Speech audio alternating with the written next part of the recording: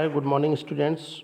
दोस्तों मैं राजीव सर आप सभी का स्वागत करता हूं YouTube channel Prayagraj academy Kanpur, जिसका कॉन्टैक्ट नंबर 9260973598। देखिए दोस्तों, मैं बता दूं आपको, इस प्रयागराज एकेडमी यूट्यूब चैनल के माध्यम से अभी तक जितने वीडियो आपको दिए गए हैं वो सीटेट परीक्षा के लिए बहुत ही उपयोगी है। जो 5 जुलाई को सीटेट परीक्षा होगा उसके लिए ईवीएस साइंस में, पर्यावरण विज्ञान में जो आसपास की पाठ्यपुस्तक कक्षा 3 की क्लास के जितने मैंने चैप्टर थे वो सभी चैप्टर वीडियो में डिस्कस किया।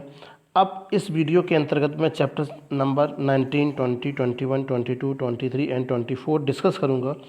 और देखिए मित्रों, मैं एक चीज़ बहुत क्लियर कर देना चाहता हूँ। पिछले जितने भी हमारे शिक्षार्थी कहीं न कहीं पढ़े हुए थे, पिछले जितने भी एग्ज़ाम हो चुके हैं, वो टेट के हों, सीटेट के हों, सुपर टेट के हैं, हमारे पढ़ाए हुए सिलेबस के द्वारा या हमारे द्वारा प्रोवाइड किया गया एक 10 नंबर का अगर हमने एक कोई नोट्स भी बना के तैयार कर दिया, जो एनसीईआरटी का पिछली बार मैंने दिया था बच्चों को, वो कहीं ना कहीं 10 पेज का वो नोट्स बहुत इंपॉर्टेंट था, जिसमें से 19 सवाल 10 पेज से आया हुआ था पिछले सीटेट एग्जाम में। तो वो कहीं ना कहीं एनसीईआरटी के क्वेश्चंस थे, वही क्वेश्चंस का मैं डिस्कस कर रहा हूँ इन वीडियोस के माध्यम से। अगर आप भी अच्छा स्कोर खड़ा करना चाहते हो, आप भी अच्छे नंबर से पास होना चाहते हो, तो जी हाँ बिल्कुल, आप बिना सोचे समझे एकदम से प्रयागराज एकेडमी के यूट्यूब चैनल से जुड़िए और लगातार क्लासेस को अटेंड करिए और अपने जो सीटेट एग्ज़ाम है उसमें अच्छा स्कोर खड़ा करके और अपने भविष्य को उज्जवल बनाएं। तो मित्रों, सबसे पहले मैं आपसे एक चीज़ बता दूं कि अगर अभी तक आपने चैनल को सब्सक्राइब नहीं किया तो हमारे चैनल को सबसे पहले सब्सक्राइब कर लीजिए और हाँ, बेल आइकन पर जाके बेल बजाना बिल्कुल ना भूलें। और वीडियोज़ को अगर पसंद आता है तो वीडियोज़ को लाइक करें और लाइक करने के साथ साथ मोस्टली अपने फ्रेंड्स को शेयर किया करें। चलिए बात करते हैं चैप्टर संख्या आसपास, जो एनसीईआरटी पाठ्यपुस्तक क्लास 3 की बात कर रहे थे, उसमें चैप्टर नंबर 19, 20, 21 यानी 19, 20, 21, 22, 23, 24 वो सभी के सभी हम लोग चैप्टर इस वीडियो के अंतर्गत आज डिस्कस करेंगे। और इसमें जितने महत्वपूर्ण प्रश्नों को रखा गया है वो सभी आपके कहीं ना कहीं एग्ज़ाम को देखते हुए बहुत ही महत्वपूर्ण हैं और आप एग्ज़ाम में 100% सफलता पाएंगे। एग्ज़ाम 5 जुलाई को होता है, तो आप 100%, 100% मैं गारंटी के साथ कह सकता हूँ कि आप पर्यावरण में 30 में से 25 से 28, 29, 30 नंबर ला सकते हैं। तो वीडियो को पूरा देखें। चलिए बात करते हैं चैप्टर नंबर, हम 19 पे चलते हैं। अब देखिए यहाँ पर जो चैप्टर है, चैप्टर का जो टाइटल दिया गया, हमारे साथी जानवर। अब देखिए हमारे साथी जानवर, यहाँ पर इस चैप्टर के अंतर्गत कुछ जानवरों के बारे में बताया गया है, कौन कौन से जानवर हैं जो हमारे साथी हैं और कौन कौन से जानवर हैं जो जंगली जानवर हैं, हमारे साथी नहीं हैं, उन सब के बारे में। देखिए वाक्यों को सही क्रम में डालो। अब कुछ वाक्य लिखे गए हैं, उनको सही क्रम से सजाना है। पीटर ने चिड़िया को प्यार से सहलाया। बच्चों ने देखा कि चिड़िया उनकी कक्षा में चक्कर लगा रही थी।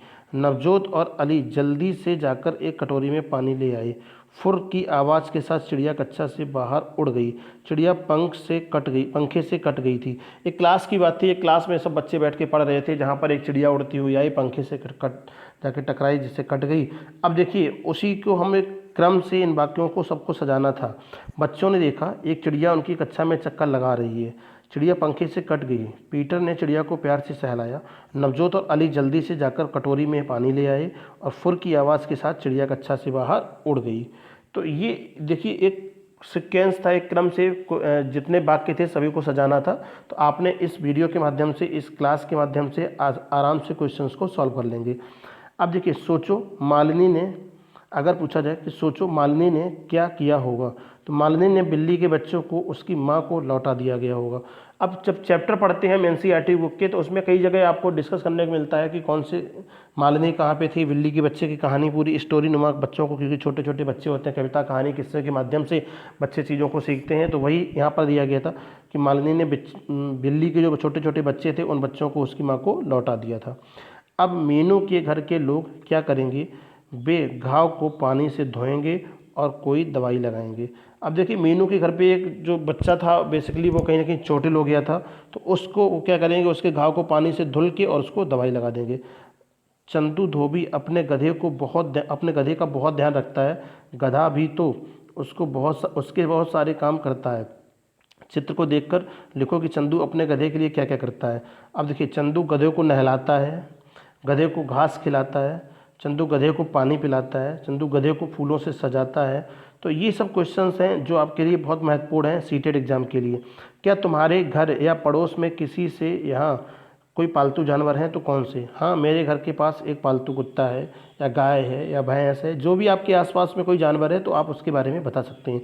क्या तुम उसे किसी प्यार के नाम से पुकारते हो? जी हाँ, आप कुत्ता है तो टाइगर के नाम से पुकारते हैं। जैसे भैंस होती है तो कोई अपनी भैंस को रानी कहता है, कोई गाय होती है तो उसको कोई कहता है कि नहीं ये तो क्या कहते हैं वो श्यामा है, ये रामा है। गाय का नाम अपने अपने घर में रख लेते हैं बच्चे। तो वैसे ही कुछ नाम है, टाइगर का, कुत्ते का नाम यहाँ पर क्या रखा गया? टाइगर। क्या तुम क्या करते हो जब तुम्हारे पालतू जानवर को भूख लगती है तो क्या करते हो? कोई परेशान करता है तब क्या करते हो? ठंड या गर्मी लगती है तब क्या करते हो? चोट लगती है तब क्या करते हो? देखिए, जब उसको भूख लगती है तो उसको मांस, बिस्किट, चारा जो भी रहता है जानवर उसकी व्यवस्था करते हैं। गर्मी या ठंड लगती है तो ठंड में तो बहुत सारे कुत्तों को कंबल में लपेट देता हूँ, गर्मी में नहला देता हूँ, जो भी करते हैं। कोई परेशान करता है तो उस आदमी को मना करता हूँ, भैया जानवर हैं, इनको परेशान मत किया करो, ये भी हम लोगों की तरह सबके सब हैं और ये भी एक जीव हैं, इनको रहना बहुत ज़रूरी है। चोट लगती है तो कुत्तों को जानवर से डॉक्टर के पास ले जाते हैं, जानवरों के डॉक्टर के पास ले जाते हैं और जिससे उसका इलाज करवा देते हैं। हम कुछ जानवरों को पालते हैं, उसकी देखभाल भी करते हैं। तालिका में कुछ जानवरों के नाम हैं जिन्हें पाला जाता है, तालिका को पूरा करिए।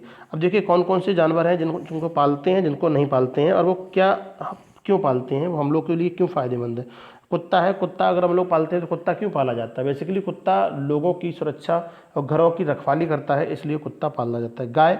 गाय को हम लोग पालते हैं क्योंकि गाय दूध देती है। घोड़ा गाड़ी खींचता है, इसलिए घोड़े को पालते हैं। बैल से लोग खेत को जोतते थे, इसलिए बैल को पालते हैं। मुर्गी बेसिकली मुर्गी अंडे खाने के लिए, मुर्गी का चिकन विकन खाने के लिए लोग मुर्गी का पालन करते हैं। तो ये बहुत ही महत्वपूर्ण क्वेश्चन है जो मैं डिस्कस कर रहा हूँ इस वीडियो के माध्यम से। तो ये तो था हमारे साथी जानवर। अब देखिए इसमें थोड़े से आगे बढ़ते हैं अगले पेज में, तो देखेंगे तुम इन जानवरों को खाना क्यों खिलाते हो। अब क्वेश्चन है कि आप इन जानवरों को खाना क्यों खिलाते हो। तो मुझे इन जानवरों को खाना खिलाना अच्छा लगता है, या आपने कई जानवर भूखे होते हैं, भूख से बेचारे मर जाएंगे, तो इसलिए मैं इन जानवरों की भूख में मिटाने के लिए सहायता करता हूँ, उनको खाना खिला देता हूँ। आपको अच्छा लगता है, आपको जो अच्छा फील होता है इसलिए खिलाते हैं। किस जानवर को सबसे ज़्यादा बच्चों ने खाना खिलाया। अब पूछा कि किस जानवर को सबसे ज़्यादा बच्चों ने खाना खिलाया। अब क्लास में देखेंगे तो कौन सा ऐसा जानवर था जिसको बच्चों ने सबसे अधिक खाना खिलाया। तो कुत्ते को भी बेसिकली खाना खिलाते हैं कि छोटे छोटे पिल्ले जो होते हैं घर में लोग पाल लेते हैं तो उनको ही ज़्यादा खाना खिलाते हैं। उसे क्या क्या खिलाया। तो बेसिकली जो कुत्ता था उस कुत्ते को बच्चों ने यहाँ पर बिस्किट्स खिलाए थे। क्या खिलाए थे? बिस्किट खिलाए थे। क्या तुम्हारी तालिका में इनके भी नाम पता करो और कि क्या करते हैं। जैसे चूहा, काकरोच, छछूंदर, मकड़ी, छिपकली, कौवा, गिलहरी, बंदर, सुअर। कुछ हैं देखो जानवर और उनको क्या खाना पसंद है। अब चूहा है, चूहा क्या खाता है? रोटी खाता है, अनाज खाता है। काकरोच है, बचा हुआ खाना, छोटे कीड़े मकोड़े खा लेता है। छछूंदर छोटे कीड़े बचा हुआ खाना खा लेती है। मकड़ी की बात करें तो मकड़ी छोटे छोटे कीड़े होते हैं उनको खा लेती है। छिपकली भी छोटे कीड़े खाती है। कौवा हर खाने की चीज़ खाती है। कौवा बेसिकली सर्वाहारी होता है। और एक क्वेश्चन पूछा जाता है कि कौन सा पक्षी है जो अपना घोंसला सबसे ऊंचाई पर बनाता है, तो आंसर में कौवा आता है। अब गिलहरी है तो हर खाने की चीज़ खा लेती है, ये भी सर्वाहारी होती है। बंदर हर खाने की चीज़ खा लेता है, सर्वाहारी होता है। सूअर कचरे में पड़ी हर चीज़ खा लेता है, ये भी सर्वाहारी है। तो कुछ ओमनिवोर्स की बात कर रहे हैं। आपने कहा ये सर्वाहारी है, गिलहरी है, बंदर है, सूअर है, ये कुछ भी हर जो भी खाने की चीज़ इनको मिल जाती है वो सब खा लेते हैं। मांस भी खा लेते हैं, साग सब्जी भी खा लेते हैं। सोचो क्या कभी किसी जानवर ने तुम्हारी मर्जी के बिना तुम्हारा खाना खाया? कैसे? हाँ, एक बार एक कौवा मेरे हाथ से बिस्किट छीन के लेके भाग गया। तो बचपन याद करते हैं मित्रों, कौवा हाथ से कभी रोटी ले जाता है ना। वो कभी में लिखे काग के भाग बड़े सजनी, हरे हाथ से ले गया माखन रोटी। तो कहीं ना कहीं ये भी देखो कवि जितने थे हम लोगों के वो सब लिख के लगे कि कौवा जो है हम लोगों के हाथ से हमेशा रोटी छीन के या कहीं ना कहीं बिस्किट छीन के लेके खाता है। कौन कहता है कि उसे लाइन खींचकर मिलाओ और बताइए कौन क्या खाता है। तो यहाँ पे देखिए कुछ जानवर हैं उनके नाम लिखे गए हैं, तो आपको लाइन से मिलाना है कौन किसको खाता है। इससे हम लोग फूड चेन और फूड वेब के बारे में जानकारी कर सकते हैं। अगर बात करते हैं चींटी को कौन खाता है? चिड़िया खा लेती है। उसके साथ साथ छिपकली खा लेती है। मच्छर कीड़े मकोड़े को आपने कहा मच्छर कीड़े मकोड़े को चिड़िया खाती है, छिपकली खाती है। घास फूस बकरी खा लेती है। रोटी बकरी खा लेती है। रोटी फल सब्जी इसको बकरी खा लेती है। उसके साथ साथ मनुष्य खाता है, चूहा भी खा लेता है, आपने कहा चिड़िया भी खा लेती है। ये कुछ क्वेश्चन बहुत इंपॉर्टेंट हैं, यहाँ से आप देख लीजिएगा। इससे खाद्य श्रृंखला और खाद्य जाल के बारे में हमारा जो मानसिक डेवलपमेंट होता है वो हम जानते हैं। तालिका में जानवरों के नाम लिखो। कुछ जानवर हैं उनके नाम लिखे गए हैं। ऐसे जानवर जिन्हें तुमने छुआ है, ऐसे जानवर जिन्हें तुमने छुआ नहीं पर छू सकते हैं, ऐसे जानवर जिन्हें तुम छू नहीं सकते हो। तो देखिए ऐसे जानवर हैं जिनको हम लोगों ने छुआ है, बेसिकली कुत्ता है, बिल्ली है, खरगोश है, कबूतर है। कबूतर कभी कभी छूने को मिल जाता है। ऐसे जानवर जिनको छू सकते हैं, हाथी, घोड़ा, ऊँट, गाय, ये सब छू सकते हो। लेकिन क्या कोई शेर के पास जाएगा छूने के लिए? नहीं भैया, शेर, सर्प, मगरमच्छ, बाघ, ये सब डेंजरस कार्निवोर्स हैं, शाकाहारी नहीं है, मांसाहारी हैं। जितने भी मांसाहारी जीवधारी होते हैं इन सब से हम लोग छूना भी मुश्किल है, तो इसलिए इन सब से दूर रहना पड़ता है। तो ये कुछ इंपॉर्टेंट क्वेश्चन थे मैं चैप्टर में डिस्कस किया। उसके साथ चलते हैं, अगला जो चैप्टर आता है 20, जिसको कहते हैं, चैप्टर का जो टाइटल दिया गया बूंद बूंद से। अब देखिए बूंद बूंद से कौन कौन से ऐसे प्रश्न बनते हैं जो इंपॉर्टेंस है। यहाँ से एक प्रश्न बहुत इंपॉर्टेंस मिलता है आपको बावड़ी से, जो राजस्थान में बावड़ी बनाते हैं। तो देखिए मैं चलता हूँ आपको लेके वहाँ पर। माधो के गांव के लोग पानी पीने का पानी कहाँ से लाते हैं? तो माधो के गांव के लोग पीने का पानी तालाब से लाते हैं, जो कि गांव से काफ़ी दूर है। कभी कभी उन्हें रेल से पानी मिलता है, कभी टाँके से पानी लेने की इजाज़त मिल जाती है। अब देखिए यहाँ पे कहते हैं कि माधो के घर में पानी भर कर कौन लाता है? तो माधो के घर में पानी कौन भरता है? अब एक माधो की कहानी दिखाई गई थी राजस्थान के गांव की, तो उसके बारे में सबसे पहले इंपॉर्टेंट क्वेश्चन है, माधव के गांव में पीने का पानी कहाँ से लाते हैं? तो तालाब से, कभी कभी रेलगाड़ी से आ जाता है, या कभी टाँका से पानी आता है। अब टाँका जो एक शब्द दिया गया बहुत इंपॉर्टेंट है मित्रों, तो मैं अभी इसके बारे में डिस्कस करूँगा, ये टाँका है क्या। अगर आगे चैप्टर में दिया है तो मैं बताता हूँ, नहीं तो मैं इसके बारे में बताता हूँ। तो माधव के घर में पानी भर कौन सकता है? तो बेसिकली माधव के घर में पानी कौन भर कर लाता है? तो माधव के घर में उसकी माँ, बहन तालाब से पानी भर कर लाती है। उसके पिताजी ऊँट गाड़ी से पानी लेने जाते हैं। कभी कभी माधव टाँके से पानी भी लाता है। अब देखिए टाँका क्या है? टाँके का पानी ज़्यादातर पीने के काम में ही आता है। क्यों? टाँके का पानी छना और ढका होता है, इसलिए टाँके का पानी ज़्यादातर पीने के काम में आता है। अब देखिए टाँके का पानी क्या होता है, मैं आपको बता दूं ये टाँका है क्या। देखिए बरसात के मौसम में राजस्थान के जो लोग होते हैं, ऐसे इलाका जहाँ पे पानी कम बरसता है, उन क्षेत्रों में लोग क्या करते हैं, अपने घरों में आंगन में एक गड्ढा खोदते हैं और अपनी छतों को ढालू बना के और एक पाइप के द्वारा उस छत का पानी, बरसात का पानी उस गड्ढे में इकट्ठा कर लेते हैं। और जब पानी छत से पाइप के द्वारा जब टाँके में मतलब गड्ढे में जा रहा होता है, तो वहाँ पे एक पाइप लगा लेते हैं, पाइप के अंदर छन्नी लगा देते हैं, जिससे पानी छन छन के टाँका में भर जाता है और एकदम टाँका बंद रहता है, ढक्कन युक्त रहता है। तो उसी को क्या कहते हैं, गड्ढे में पानी भरना आंगन में बना के, उसे टाँका कहते हैं। तो अगर पूछा कि टाँका में पानी कहाँ पिया जाता है, तो राजस्थान में, बिल्कुल। अब तुम बताओ कि तुम्हारे घर में बारिश का पानी इकट्ठा किया जाता है, यदि हाँ तो कैसे? नहीं, हमारे घर में बारिश का पानी इकट्ठा नहीं किया जाता है। क्या पानी को इकट्ठा करने का कोई और तरीका भी हो सकता है? हाँ, पानी को बाल्टियों में, ड्रमों में, टंकी में इकट्ठा किया जा सकता है। इसे छत के ऊपर भी जमा किया जा सकता है। चित्र में देखिए और दिखाए गए तरीके से प्रयोग करो, पता लगाओ कि खाली डिब्बे में लिखो। अच्छा, इसमें देखना है एक चम्मच में कितनी बूंदें हैं। अब देखिए यहाँ पे क्वेश्चन दिखाया गया कि एक, देखो अब जब चित्र देखेंगे तो यहाँ पे एक अंदाजा आपको लगाना है कि एक चम्मच में कितनी बूंद पानी का है, तो 5 बूंद रहते हैं। एक कटोरी में कितने चम्मच है? 50 चम्मच है। तो ये आप जब कहानी पढ़ेंगे तो यहाँ से क्वेश्चन मिल जाएगा। मैं आपको डायरेक्ट क्वेश्चन यहाँ पे करवा दे रहा हूँ कि अगर पूछे बताइए एक चम्मच में कितने पानी की बूंद हैं, तो 5 बूंद हैं। और एक कटोरी में कितने चम्मच हैं, तो 50 चम्मच। एक कटोरी में जितना पानी है तो उसमें 50 चम्मच पानी आ जाता है। एक मग में कितनी कटोरी है? 5 कटोरी हैं। और एक बाल्टी में कितने मग हैं? तो 20 मग एक बाल्टी में। ये क्वेश्चन को याद कर लेना। एक चम्मच में 5 बूंद हैं, एक कटोरी में 50 चम्मच है, एक मग में 5 कटोरी हैं और एक बाल्टी में 20 मग हैं। पानी की बचत के लिए तुम क्या सोच सकते हो? अपना सुझाव दीजिए। देखिए पानी की बचत के हम निम्नलिखित तरीके जानते हैं और उनको सोच सकते हैं। नल को अच्छे से बंद करके रखना चाहिए, नल को खुला नहीं रखना चाहिए। जब तुम ब्रश और स्नान कर रहे होते हो तो नल को खुला नहीं रखना चाहिए। स्नान करने के लिए हमेशा बाल्टी का इस्तेमाल करना चाहिए, ना कि झरने का। कपड़े धुलने के बाद बचे पानी को बगीचे के पौधे में डालना चाहिए। पाइप टूटने के बाद उसकी मरम्मत तुरंत करवानी चाहिए। क्या तुमने अपने घर या स्कूल या रास्ते में पानी को बेकार बहते देखा है? तो कहाँ देखा है और क्यों देखा है?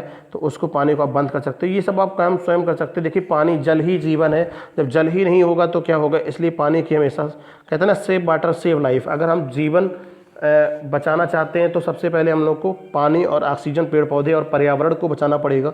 ये इतना अच्छा विषय है, इसको अगर हम अच्छे से जानते हैं तो हम लोग जीवन को जीना सीख जाएंगे। बहुत इंपॉर्टेंट क्वेश्चंस थे। देखिए अब यहाँ पे चलते हैं अगले पेज में।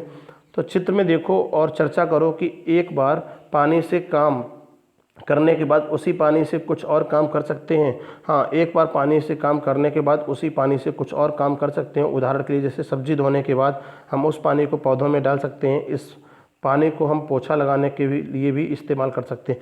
जी हाँ, पानी को बचाना चाहिए। बेसिकली जितना पानी कुछ लोग बहाते रहते हैं, मैं देखता हूँ, है ना। तो ये सब पानी को अगर नहीं बचाएंगे तो पानी, क्योंकि पीने योग्य पानी पृथ्वी पे लगभग है कितना परसेंट, अगर बात करें total of water, amount of water में अगर बात करते हैं तो 2% है। 2 से 3% पानी पीने योग्य है। अलग अलग रंगों की लाइन खींच कर दिखाओ कि किस काम के बाद क्या काम करेंगे और जिससे वही पानी बार बार इस्तेमाल हो सकेगा। तो सबसे पहले आपने देखा यहाँ पर, देखिए एक दिखाया कि फल या सब्जी धोना, और उसके बाद पानी को हम लोगों ने पौधे में डाला। पौधे में डालने के बाद आपने कहा, अब देखो यहाँ पे ऐसे कुछ डायग्राम दिखाए गए थे। तो हाथ मुंह धोना है, कपड़े धोना है, फल या सब्जी धोना। आपने कहा हाथ मुंह धोया, पानी हुआ पौधे में डाल देंगे या शौचालय में डाल देंगे। अब देखिए, कपड़े धोने वाले पानी को पोछा लगा सकते हैं, पौधों में डाल सकते हैं, शौचालय में डाल सकते हैं। फल या सब्जी धोया हुआ पानी पोछा भी लगा सकते हैं, पौधों में डाल सकते हैं, या बेसिकली शौचालय में इसमें नहीं डाला गया, वैसे डाल सकते हैं क्योंकि इसमें कूड़ा होता है, इसलिए शौचालय में डालना थोड़ा सा मुश्किल रहता है। चलिए ठीक है, तो ये इंपॉर्टेंस क्वेश्चन थे जो कि पानी की कैसे बचत करना है, ये सब इस चैप्टर में दिखाया गया। चलिए मित्रों, मैं अगले चैप्टर पे चलता हूँ, तरह तरह के परिवार। अब देखिए, कुछ परिवार के बारे में यहाँ पर कुछ अलग अलग तरह के लोग होते हैं, उनके बारे में इस चैप्टर में डिस्कस किया गया कि तरह तरह के परिवार होते हैं, किस तरह के परिवार होते हैं हमारे भारत में। तो आओ अब खेल के बारे में कुछ बातें करते हैं। जब तुम सही संख्या के गुट में शामिल हुए तो तुम्हें कैसा लगा और क्यों? जब मैं सही संख्या के गुट में शामिल हुआ तो मुझे बहुत अच्छा लगा, मुझे किसी गुट का हिस्सा बने होने का एहसास हुआ। देखिए यहाँ पर ये दिखाया कि किसी भाई गुट में जब मिलते हो तो उसमें कैसा आपको लगता है, क्या आपकी फीलिंग्स हैं। अगर तुम किसी गुट में शामिल ना हो पाए तब तुम्हें कैसा लगेगा और क्यों? जब मैं किसी गुट में शामिल ना हो पाया तो मुझे बहुत बुरा लगा, मैं अलग अलग महसूस करने लगा, मुझे लगा कि मैं भाई इस खेल को नहीं खेल सकता हूँ। ये सब चीज़ें दिखाएंगी। क्या तुम्हें लोगों के साथ रहना पसंद है? हाँ, मुझे लोगों के साथ रहना पसंद है। तुम किन किन के साथ रहना पसंद करते हो? मैं अपनी बहन के साथ रहना अधिक पसंद करता हूँ। तो आप किसके साथ रहना अधिक पसंद करते हो, तो आप बता सकते हो। अगर तुम्हें हमेशा अकेले में ही रहना पड़े तो तुम्हें कैसा लगेगा? अगर मुझे हमेशा अकेला रहना पड़े तो मुझे बहुत बुरा लगेगा। जी हाँ, अकेला कौन रहना चाहता है? बेसिकली लोग ज़्यादातर तो लोगों के साथ, क्योंकि हमारा जो समाज है वो कहता है कि मिलजुल के रहो, साथ में रहो आपस में। ये लोग एक दूसरे से कैसे जुड़े हैं? आपने कहा नागराजन और गुलरीन तान्या और समर के माता पिता हैं, तान्या और समर भाई बहन हैं। तो इस प्रकार से आप देखेंगे, जो कविता पढ़ेंगे, मतलब चैप्टर पूरा पढ़ेंगे, तो वहाँ पे आपको मिलेंगे कि कौन किसका रिश्तेदार है, कौन किससे क्या रिलेशन में लगता है। अब देखिए यहाँ पे सीताम्मा एक लड़की है जिसके परिवार की कहानी कुछ बताया गया। सीताम्मा के परिवार में कौन कौन है? सीताम्मा के परिवार में निम्नलिखित लोग रहते हैं। सीताम्मा माँ, पिता, बहन, गीताम्मा, दादी, दादा, उसके साथ बुआ, ताऊजी, ताऊजी के बच्चे, 3 बच्चे, और बड़े चाचा, छोटे चाचा और चाची। इन अलग अलग लोगों को आपस में कैसा रिश्ता है? ताऊजी, पिताजी, बड़े चाचा और छोटे चाचा 4 भाई हैं, उनकी एक बहन बुआ जी हैं। ये पांचों दादा और दादी के बच्चे हैं। गीताम्मा और सीताम्मा 2 बहनें हैं। ताऊजी पिताजी के बड़े भाई हैं, बड़े चाचा, छोटे चाचा पिताजी के छोटे भाई हैं। इस परिवार के पिछले साल में क्या क्या बदलाव आए? इस परिवार में पिछले साल में निम्नलिखित बदलाव आए। पहले ताई जी की मृत्यु हो गई, बड़े चाचा की शादी हो गई। तो ये कुछ चेंजेज होते रहते हैं परिवार में, वो बता रहे हैं। तारा की देखभाल कौन करता है, कैसे? तारा की देखभाल उसके नाना करते हैं, वे उसे खाना खिलाते हैं, होमवर्क में उसकी मदद करते हैं और उसके साथ खेलते भी हैं। परिवार के लोग मिलकर क्या क्या करते हैं? तो वे कहीं दूर घूमने निकल जाते हैं, वे खूब मज़े करते हैं। देखिए, जब परिवार के साथ आप रहते हैं तो परिवार के साथ बेसिकली अच्छा लगता है। कोई काम करते हैं तो आप भी घूमते हैं, एंजॉय करते हैं। तो हर कोई चाहता है कि मैं परिवार के साथ रहूं, बाहर अकेले कौन रहना चाहता है। चलिए अगले देखिए, मैं यहाँ पे बात करूँ, जो अगला इसमें देखेंगे, यहाँ पर ये देखिए, इस पेज को मैं लेके आ रहा हूँ। सारा और हबीब के परिवार के बारे में कुछ यहाँ पे दिखाया गया। इस परिवार में कौन कौन है? इस परिवार में सारा, हबीब और हबीब के अब्बू रहते हैं। पिताजी को सबके साथ टीवी देखने में ज़्यादा मज़ा आता है, क्यों? अकेले टीवी देखने में बोरियत हो सकती है, इसलिए पिताजी को सबके साथ टीवी देखने में ज़्यादा मज़ा आता है।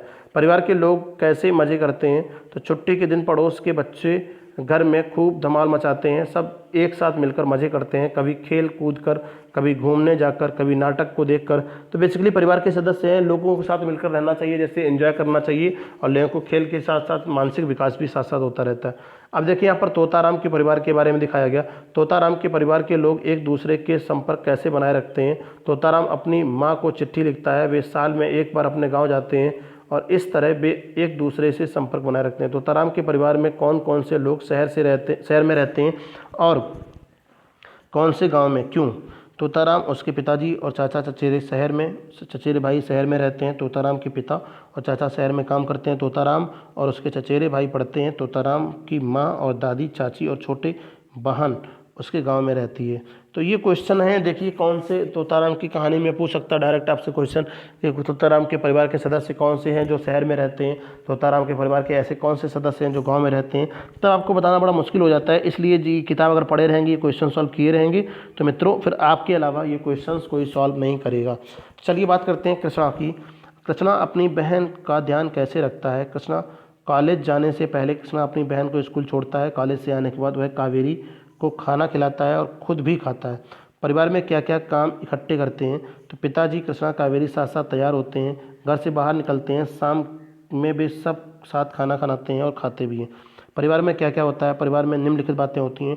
लोग एक साथ रहते हैं, लोग एक दूसरे की देखभाल करते हैं, लोग एक साथ खाना खाते हैं, लोग एक साथ टीवी देखना और खेलना और बाहर घूमना पसंद करते हैं, बड़े लोग पैसे कमाने के लिए काम करते हैं, बच्चे पढ़ाई करते हैं।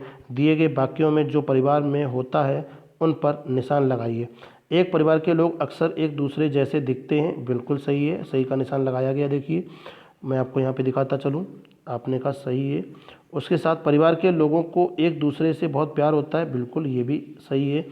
एक परिवार में जन्म होने या शादी होने से हम उस परिवार का हिस्सा हो जाते हैं, जी हाँ बिल्कुल सही है। परिवार के लोग अक्सर एक घर में एक साथ रहते हैं, ये भी आंसर सही है। देखिए परिवार के बारे में बता रहा है, बहुत इंपॉर्टेंस, क्योंकि परिवार और मित्र हमारे यहाँ एक थीम है एनसीएफ के अनुसार, तो वहीं पे दिएगा परिवार के बड़े लोग अपने परिवार के लिए पैसे कमाते हैं, जी हाँ बिल्कुल सही है। परिवार के लोग का आपस में झगड़ा हो तो भी साथ रहते हैं, बिल्कुल सही है। आपने का परिवार में बच्चे बूढ़ों की देखभाल होती है, बिल्कुल सही है। बच्चों और बूढ़ों की देखभाल भी परिवार के सदस्य ही करते हैं। तो ये बहुत इंपॉर्टेंट क्वेश्चन थे कि हमारे परिवार में कौन कौन से लोग रहते हैं, क्या क्या करते हैं, एक दूसरे की कैसे टेक केयर करते हैं, वो सब चीज़ों के बारे में दिखाया गया। अपने परिवार की कुछ और बातें सोचो और खाली जगह में लिखिए। देखिए पुरुष सदस्य पैसे कमाने के लिए काम करते हैं, महिला सदस्य घर के कामकाज को संभालती हैं, लेकिन अब तो महिलाएं भी पुरुष से कम नहीं हैं, एकदम से महिलाएं भी अपने कामकाज में पैसे कमाने में एकदम से सहयोगी होते हैं। सीता अम्मा का परिवार, चलो अब तुम भी अपने परिवार का इसी तरह चित्र बनाओ और कॉपी में बनाओ। इसके लिए किसी बड़े की मदद ले लो। मदद के लिए सीता अम्मा के परिवार का चित्र देखिए, स्वयं कर सकते हैं। आप कैसे परिवार होते हैं और किन किन परिवार में क्या क्या नीड्स होती है वो सब जान सकते हैं। अब देखिए यहाँ पे लेफ़्ट राइट दायां बायां, चैप्टर के अंत में अगर हम लोग चलते हैं तो दायां बायां के बारे में बताया जाता है। दाईं, तुम्हारी बाईं ओर क्या है, तो कक्षा की दीवार है। तुम्हारे पीछे क्या है, डेस्क और कुछ छात्र हैं। एक व्यक्ति जहाँ पे खड़ा हुआ था उसी व्यक्ति की पोजीशन को देखते हुए, उसको रेफरेंस ऑफ पॉइंट मानते हुए अगर पूछता है कि उस व्यक्ति के, उस छात्र के बाईं ओर क्या है, तो कक्षा की दीवार है। तुम्हारे पीछे क्या है, तो डेस्क और कुछ छात्र हैं। तुम किसके बाईं ओर बैठे हो, तो मैं अंकित के बाईं ओर बैठा हुआ हूँ। तुम्हारे दाईं ओर क्या है, तो दाईं ओर क्या है, खिड़की है। तुम्हारी दाईं ओर कोने में कौन बैठा है, अंकित बैठा हुआ है। तुम्हारे आगे क्या है, आपने का ब्लैक बोर्ड है। तुम किसके दाईं ओर बैठे हो, तने के दाईं ओर बैठा हूँ। तो ये इंपॉर्टेंट क्वेश्चन है, इसमें पूछ सकता है डायरेक्ट क्वेश्चन में कि तुम्हारे दाईं ओर कौन है, जो बच्चा था, छात्र था, उसके बाईं ओर कौन है, उसके दाईं ओर कौन है, उसके आगे कौन है, उसके पीछे कौन था। तो ये सब चीज़ें आप देखते हुए एग्जाम हॉल में जाएँ। यह एक चित्र है जिसमें रुचिरा बीच में है। अब तुम इस चित्र में बनाओ। रुचिरा के पीछे किताब है, रुचिरा के पीछे एकदम हाँ बिल्कुल किताब है। उसका रुचिरा के आगे एक पेड़ है, रुचिरा के दाईं तरफ एक जानवर है, रुचिरा के बाईं तरफ एक कुर्सी है। तो ये देखिए चित्र में आप देख सकते हैं, रुचिरा के पीछे एक किताब है, आगे की ओर एक पेड़ है और दाईं तरफ उसके एक जानवर है और बाईं तरफ उसके एक कुर्सी है। तो ये चित्र के माध्यम से बताया गया कि क्या है दायां, क्या है बायां, क्या है आगे, क्या है पीछे। तो बेसिकली दिशा का ज्ञान कराया गया। ये बहुत ही महत्वपूर्ण है दिशा के बारे में जानना कि हाँ कौन सी डायरेक्शन किधर है। चलिए आगे देखते हैं। अब देखिए, जब कोई व्यक्ति किसी, यहाँ पर देखता हूँ, रुचिरा को घर से स्कूल पहुँचा दो। अब देखिए यहाँ पे एक घर दिखाया गया, उसके बाद में एक बाईपास रास्ता दिया गया, तो कैसे कैसे अगर घर से वो जाती है तो क्या क्या मिलेगा देखने को। चित्र में स्कूल देखो, स्कूल आपको दिख रहा है, यहाँ पे डाकघर है। उसके बाद में चलते हैं, देखो ये स्कूल बनाया गया है। ऊपर देखेंगे स्कूल, यहाँ पे ये देखो स्कूल बनाया गया है, ये स्कूल है। तो अब स्कूल पे कैसे हम पहुँचेंगे और उसके घर से, तो मैं आपको दिखाऊँ। यहाँ पर चित्र में स्कूल से घर तक का रास्ता ढूंढो और रुचिरा के घर से स्कूल तक का रास्ता रंगीन पेंसिल से दिखाओ। अब देखिए उसका घर यहाँ पे है, घर से वो स्कूल कैसे जाती है, तो यहाँ से ऐसे करके। अब इसमें बेसिकली डायग्राम थोड़ा सा ठीक नहीं आया। रुचिरा को मैं नीचे लिखा हूँ, रुचिरा को घर से स्कूल तक के रास्ते में कौन कौन सी जगह और कौन कौन सी चीज़ें मिली, उनके नाम बताइए। तो रुचिरा जब घर से चलती है तो घर से सबसे पहले उसको हैंडपम्प मिला, हैंडपम्प के बाद पेड़ मिला, पार्क मिला, कुआँ मिला, और कुआँ से होते हुए उसे डाकघर मिला, डाकघर के बाद बस स्टॉप मिला, उसका अस्पताल मिला, और दुकान मिली, और पेड़ मिला, और अस्पताल, दुकान, पेड़ के साथ साथ वह स्कूल पहुंच गई। इनमें से कौन सी ऐसी चीज़ें हैं जो दाईं ओर और मिलेंगी और कौन सी ऐसी चीज़ें हैं जो बाईं ओर मिलेंगी। अब देखिए, जो रुचिरा अपने घर से यहाँ से निकलेगी तो ऐसी कौन कौन सी चीज़ें हैं जो दाईं ओर, तो देखो दाईं ओर उसके पेड़ है, कुआं है, डाकघर है, पार्क है, और बाईं ओर हैंडपंप है, घर है, बस स्टॉप, अस्पताल, दुकान, पेड़। तो ये क्वेश्चन इंपॉर्टेंस है, जब रुचिरा घर से स्कूल जाती है उसको क्या क्या मिला और क्या दाईं ओर था, क्या बाईं ओर था, ये सब क्वेश्चन आपको याद करना है और एकदम से अच्छे से देखते हुए आप एग्जाम हॉल में जाइए। देखिए, रुचिरा को घर से स्कूल जाते समय कुल कितनी बार मुड़ना पड़ेगा। तो अब यहाँ पे देखेंगे, जब आप रास्ता बनाएंगे अपने हाथों से, आप ही जान पाओगे ना कि रुचिरा घर से स्कूल जब गई थी तो कितनी बार मुड़ी थी। अब बाकी बच्चे तो कर नहीं पाएंगे क्योंकि वो लोग तो वीडियो देखे नहीं है, और जो लोग पूरा वीडियो देखेंगे, लास्ट तक वीडियो देखेंगे, तो जी हाँ, तो क्वेश्चन आप ही सॉल्व करोगे। तो रुचिरा को घर से स्कूल जाते समय कुल 5 बार मुड़ना पड़ा। कितनी बार मुड़ना पड़ा? 5 बार। अगले पृष्ठ पर एक चित्र बना है और चित्र पहले दिए गए चित्र से एक छोटा रूप है जिसमें जगह के चित्र के स्थान पर निशान बने हैं, और ऐसे चित्र का नक्शा कहते हैं। निशानों को पहचानो और लिखो। अब देखिए कुछ निशान बने हैं।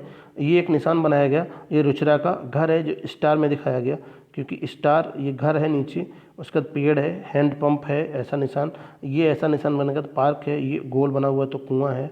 इधर देखेंगे जो निशान बना हुआ है, बस स्टॉप यहाँ पे डार्क है, उसका डाकघर है, प्लस अस्पताल है, दुकान के लिए गोला बना हुआ है और क्रॉस बना हुआ है, तो इसका मतलब स्कूल है।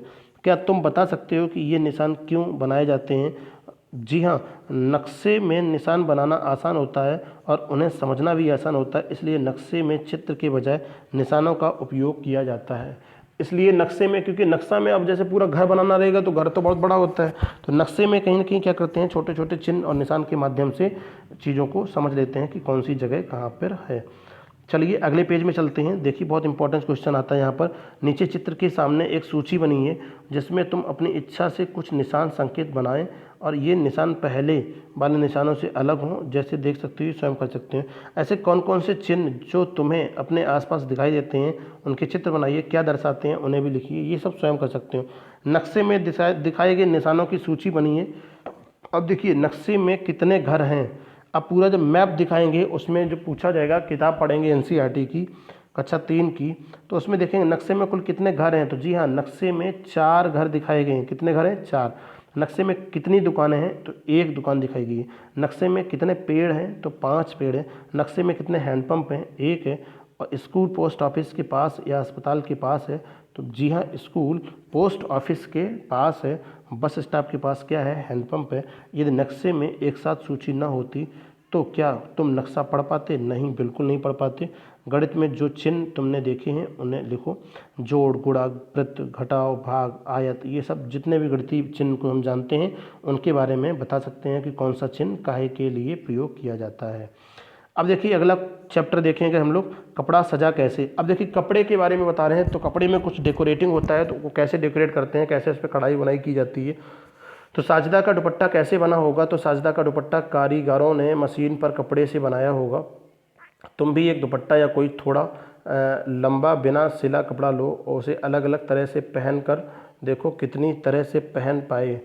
एक दुपट्टा कई तरह से पहना जा सकता है। जी हाँ, वो तो अब दुपट्टा पहनने वाले जानते होंगे कैसे पहना जा सकता है।